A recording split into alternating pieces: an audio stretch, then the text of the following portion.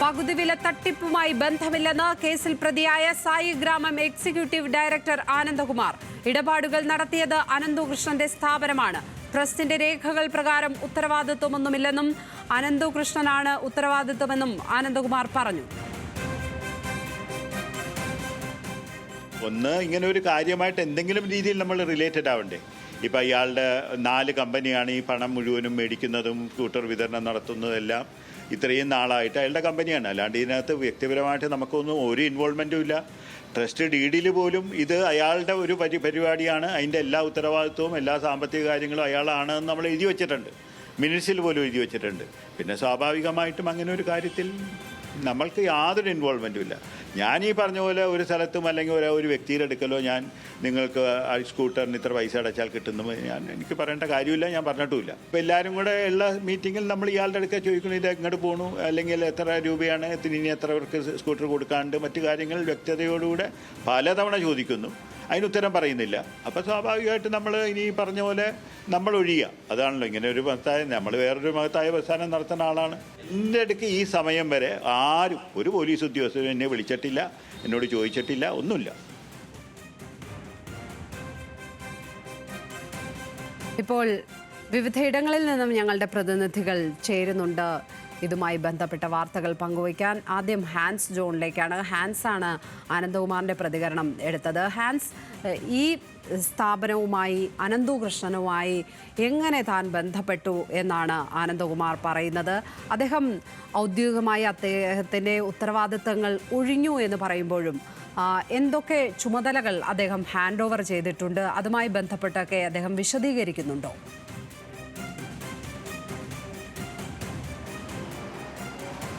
ലക്ഷ്മി പത്മ, തീർച്ചയായും ഈ അനന്തകൃഷ്ണനുമായി തനിക്കുള്ള ബന്ധം 8 വർഷം മുമ്പ് തന്നെ ലാലി വിൻസെൻ്റ് ആണ് അനന്തകൃഷ്ണൻ ആദ്യമായി പരിചയപ്പെടുത്തിയതടക്കമുള്ള പ്രതികരണങ്ങൾ ഇദ്ദേഹം പറയുന്നുണ്ടെങ്കിലും ഇതെല്ലാം അദ്ദേഹം സ്വാഭാവികമായും നിഷേധിക്കുന്ന ഒരു നിലപാട് തന്നെയാണ് ഇപ്പോൾ അനന്തകുമാർ സ്വീകരിക്കുന്നത്. ഇതിനോടൊപ്പം തന്നെ ഇദ്ദേഹം പറയുന്നത് ഏതാനും നാളുകൾക്ക് മുമ്പ് ഈ പരിപാടിയുടെ ഉദ്ഘാടന സമയത്ത് മന്ത്രി ആർ ബിന്ദു പങ്കെടുത്ത പരിപാടിയിലാണ് ഇദ്ദേഹത്തെ അനന്തകൃഷ്ണനെ ആദ്യമായി പരിചയപ്പെടുന്നതെന്നാണ് അനന്തകുമാർ പ്രധാനമായും വ്യക്തമാക്കുന്നത്. ഇതിനോടൊപ്പം തന്നെ അനന്തകൃഷ്ണന് ഫെഡറേഷൻ കോർഡിനേറ്റർ പദവിയുള്ള നാഷണൽ എൻജിഒസ് കോൺഫെഡറേഷൻ അസോസിയേഷൻ്റെ പദവിയിൽ നിന്നും, ഡയറക്ടർ പദവിയിൽ നിന്നും താൻ ഒഴിവായിട്ട് മാസങ്ങളായി എന്നാണ് ഇദ്ദേഹം പ്രധാനമായും വ്യക്തമാക്കുന്നത്. ഇതിന് പ്രധാനമായി ഇദ്ദേഹം ചൂണ്ടിക്കാണിക്കുന്നത് ഇദ്ദേഹത്തിൻ്റെ ഈ പദ്ധതി, അനന്തകൃഷ്ണൻ്റെ ഈ പകുതി വില തട്ടിപ്പ് പദ്ധതിയുമായി ബന്ധപ്പെട്ട് ഒരുപാട് ദുരൂഹതകൾ നിലനിന്നിരുന്നു.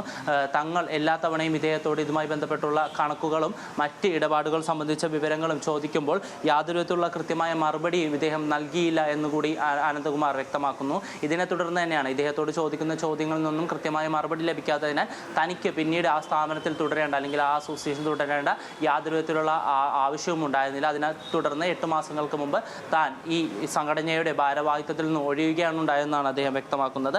അതിനോടൊപ്പം തന്നെ ഈ ഇടപാടുകൾ, ഈ സാമ്പത്തിക തട്ടിപ്പുമായി ബന്ധപ്പെട്ടുള്ള ഇടപാടുകളുടെ എല്ലാം ഉത്തരവാദിത്തം അനന്തകൃഷ്ണനായിരുന്നു എന്നാണ് അദ്ദേഹം വ്യക്തമാക്കുന്നത്.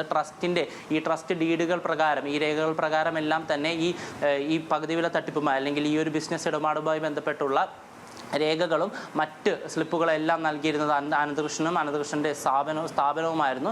തനിക്കും തൻ്റെ ഫെഡറേഷനും ഇതുമായി ബന്ധപ്പെട്ട് യാതൊരു വിധത്തിലുള്ള ബന്ധവുമില്ല. തട്ടിപ്പിൻ്റെ സൂചനകളും ഇദ്ദേഹത്തിന് മുൻകൂട്ടി ലഭിച്ചിരുന്നത് കൊണ്ട് തന്നെയാണ് ഈ സ്ഥാനത്ത് നിന്നും, ഈ ഫെഡറേഷൻ്റെ ഡയറക്ടർ സ്ഥാനത്ത് നിന്നും താൻ ഒഴിവായത് എന്നാണ് പറയുന്നത്. കാരണം താൻ 10-30 വർഷമായി ഇത്തരത്തിലുള്ളൊരു ട്രസ്റ്റ് വ്യക്തമായും വളരെ സുതാര്യമായ രീതിയിലും നടത്തിപ്പോകുന്ന ഒരു വ്യക്തിയായ തനിക്ക് ഇത്തരത്തിൽ യാതൊരു വിധത്തിലുള്ള കൃത്യതയും ലഭിക്കാത്ത ഒരു സ്ഥാപനത്തിൻ്റെ അല്ലെങ്കിൽ ഇടപാടിൻ്റെ മുഖ്യധാര നിൽക്കേണ്ട ഒരു ആവശ്യകതയും ഉണ്ടായിരുന്നില്ല, അല്ലെങ്കിൽ ഇല്ല എന്ന് ചൂണ്ടിക്കാണിച്ചുകൊണ്ട് തന്നെയാണ് താൻ ഭാരവാഹിത്വത്തിൽ നിന്ന് ഒഴിവായത്. ഇപ്പോൾ സഹിൻ ആന്റണി കൂടി ചേരുകയാണ്. സഹിൻ, ആനന്ദകുമാർ പറയുന്ന കാര്യങ്ങൾക്ക് മറുപടി പറയുന്നുണ്ട് ലാലി വിൻസെന്റ് ആണ് തന്നെ അനന്തകൃഷ്ണനുമായി പരിചയപ്പെടുത്തിയത് എന്ന് ആനന്ദകുമാർ പറയുന്നു. അതിനെന്തൊക്കെ മറുപടിയാണ് ലാലി വിൻസെന്റ് പറയുന്നത്? ഒപ്പം ഇദ്ദേഹത്തിന്റെ രാജിയുമായി ബന്ധപ്പെട്ടും പല കാര്യങ്ങളും സഹിനോട് സംസാരിക്കുന്നുണ്ടായിരുന്നു. എന്തൊക്കെ കാര്യങ്ങൾ ലാലി വിൻസെന്റ് നമ്മളോട് വ്യക്തമാക്കിയിട്ടുണ്ട്?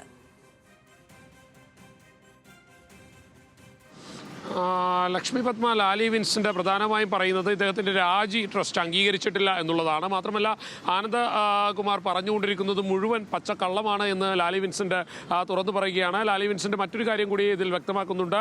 അതായത് BTHൽ വെച്ചാണ്, ഭാരത് ടൂറിസ്റ്റ് ഹോമിൽ വെച്ചാണ് ആനന്ദ് കൃഷ്ണൻ ഈ ആനന്ദ് കുമാറിനെ പരിചയപ്പെടുത്തി കൊടുക്കുന്നത്. അന്ന് ഇവരെ പരിചയപ്പെടുന്നത് താൻ ഒരു ഈ പറയുന്ന ആനന്ദ കൃഷ്ണൻ്റെ ട്രസ്റ്റിൻ്റെ അഭിഭാഷകയായതുകൊണ്ട് മാത്രമാണ് അന്ന് ആനന്ദകുമാറിനെ പരിചയപ്പെടുമ്പോൾ ഇവർ തമ്മിലുള്ള ബിസിനസ്സുകളെക്കുറിച്ച് താൻ സംസാരിച്ചിരുന്നു, തന്നോട് സംസാരിച്ചിരുന്നു. മാത്രമല്ല ഇവർ തമ്മിൽ കൃത്യമായ ബിസിനസ് ഡീഡുകൾ ഉണ്ടാക്കിയിട്ടുണ്ടായിരുന്നു. അതെല്ലാം താൻ പരിശോധിച്ചിട്ടുണ്ട്. അതിലെല്ലാം സാമ്പത്തികമായ ഇടപാടുകൾ നടന്നിട്ടുണ്ട്. ആ ഇടപാടുകളൊക്കെ ഇപ്പോൾ ആനന്ദകുമാർ മറച്ചു വയ്ക്കുന്നത് എന്തിനാണെന്ന് എനിക്കറിയില്ല. എങ്ങനെ മറച്ചു വെച്ചാലും അത് പോലീസ് കണ്ടെത്തുമെന്ന് തന്നെയാണ് ലാലി വിൻസെൻ്റ് പറയുന്നത്. മാത്രമല്ല ഇതിൽ ആനന്ദകുമാറിനെതിരെ കൃത്യമായി അഭിഭാഷക എന്നുള്ള നിലയിൽ വക്കീൽ നോട്ടീസ് അയക്കും, മാനനഷ്ടത്തിന് വക്കീൽ നോട്ടീസ് അയക്കുമെന്നും ലാലി വിൻസെൻ്റ് പറയുന്നുണ്ട്. മറ്റൊന്ന് പറയുന്നത് ഈ ട്രസ്റ്റുമായി ബന്ധപ്പെട്ട് നടന്നിട്ടുള്ള ഇടപാടുകളിൽ ആനന്ദകുമാറിന് കൃത്യമായ പങ്കാളിത്തമുണ്ട്, കൃത്യമായ ഇടപെടലുകൾ ആനന്ദകുമാറിൻ്റെ ഭാഗത്തു നിന്ന് നടന്നിട്ടുണ്ട്. ഏതെങ്കിലും തരത്തിൽ ഈ അനന്തകൃഷ്ണനെ ചതിക്കപ്പെട്ടിട്ടുണ്ടെങ്കിൽ അതിൽ പങ്കുവഹിച്ച ആളുകളെക്കുറിച്ച് തനിക്ക് വ്യക്തമായ ബോധ്യമുണ്ട്. ആ കാര്യങ്ങളെല്ലാം വരും ദിവസങ്ങളിൽ തുറന്നു പറയുമെന്ന് തന്നെയാണ് ലാലി വിൻസെൻ്റ് പറയുന്നത്. മാത്രമല്ല ഇത് ഈ അന്വേഷണ ഉദ്യോഗസ്ഥരോട് ഇക്കാര്യം വ്യക്തമാക്കും. ആനന്ദകുമാർ എത്രയെല്ലാം മറച്ചു വെച്ചാലും അത് അന്വേഷണ സംഘത്തിന് മുന്നിൽ അത് കൃത്യമായി തന്നെ അവതരിപ്പിക്കേണ്ടതായി വരും. അതുകൊണ്ട് തന്നെ ഇത് മറച്ചു വയ്ക്കുന്നതിൽ ഇപ്പോൾ കഴപ്പൊന്നുമില്ല എന്നാണ് ലാലി വിൻസെന്റ് വ്യക്തമാക്കുന്നത്. ഈ തട്ടിപ്പിലൂടെ കവർന്ന പണം ഉപയോഗിച്ച് അനന്തകൃഷ്ണൻ വാങ്ങിയത് കോടികളുടെ ഭൂമിയാണ് എന്നുള്ള കണക്കുകൾ പുറത്തേക്ക് വരുന്നുണ്ട്. തട്ടിപ്പ് പണം ഉപയോഗിച്ച് വാങ്ങിയ കാറുകൾ അന്വേഷണ ഉദ്യോഗസ്ഥർ കസ്റ്റഡിയിലെടുത്തിട്ടുണ്ട്. ഇതുമായി ബന്ധപ്പെട്ടൊക്കെ അന്വേഷണം ഏത് നിലയ്ക്ക് പുരോഗമിക്കുകയാണ് ഇപ്പോൾ?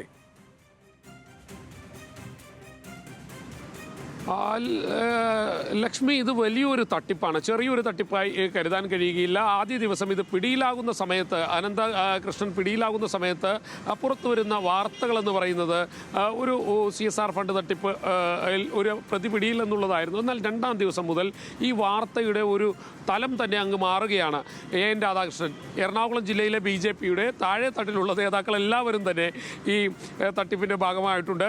ഒപ്പം തന്നെ മറ്റൊന്ന് AN രാധാകൃഷ്ണൻ ജില്ലയിലെ മുതിർന്ന നേതാവാണ്, BJPയുടെ സംസ്ഥാനത്തെ മുതിർന്ന നേതാവാണ്. അദ്ദേഹത്തിൻ്റെ ട്രസ്റ്റ് ഈ തട്ടിപ്പിൽ പങ്കാളിയായിട്ടുണ്ട്. കോൺഗ്രസിൻ്റെ ചില നേതാക്കൾ ഈ തട്ടിപ്പിൽ പങ്കാളിയായിട്ടുണ്ട്. പക്ഷേ ഇവരൊക്കെ പറയുന്നത്, ഇവരൊക്കെ ഇപ്പോൾ അവകാശപ്പെടുന്നത് തങ്ങളാരും ഈ തട്ടിപ്പിൻ്റെ ഭാഗമല്ല എന്നുള്ളതാണ്. എന്നാലും AN രാധാകൃഷ്ണൻ്റെ ട്രസ്റ്റ് ഈ പണം തിരികെ കൊടുക്കാൻ തുടങ്ങിയിരിക്കുന്നത്. അത് ചെക്കായിട്ടാണ് കൊടുക്കുന്നത്.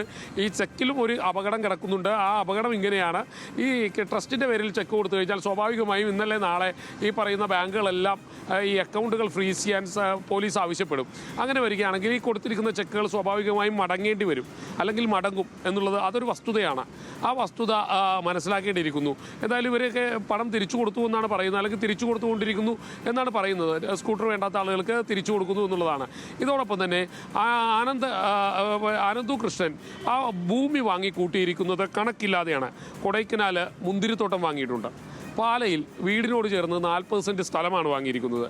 അതോടൊപ്പം തന്നെ മറ്റിടങ്ങളിൽ സഹോദരിയുടെയും അമ്മയുടെയും പേരിലെല്ലാം വലിയ രീതിയിലുള്ള സ്വത്ത് സമ്പാദനം ഇദ്ദേഹം നടത്തിയിരിക്കുന്നു എന്നുള്ളതാണ്. ആ കണക്കൊക്കെ ഒന്ന് പരിശോധിച്ച് കഴിഞ്ഞാൽ അത് ഞെട്ടിപ്പിക്കുന്ന കണക്കുകളാണ് ഇത് സംബന്ധിച്ചെല്ലാം പുറത്തു വരുന്നത്. അത് നമ്മളെ യഥാർത്ഥത്തിൽ ഈ ഇദ്ദേഹത്തിൻ്റെ 3 കാർ ഇപ്പോൾ പിടിച്ചെടുത്തിട്ടുണ്ട്.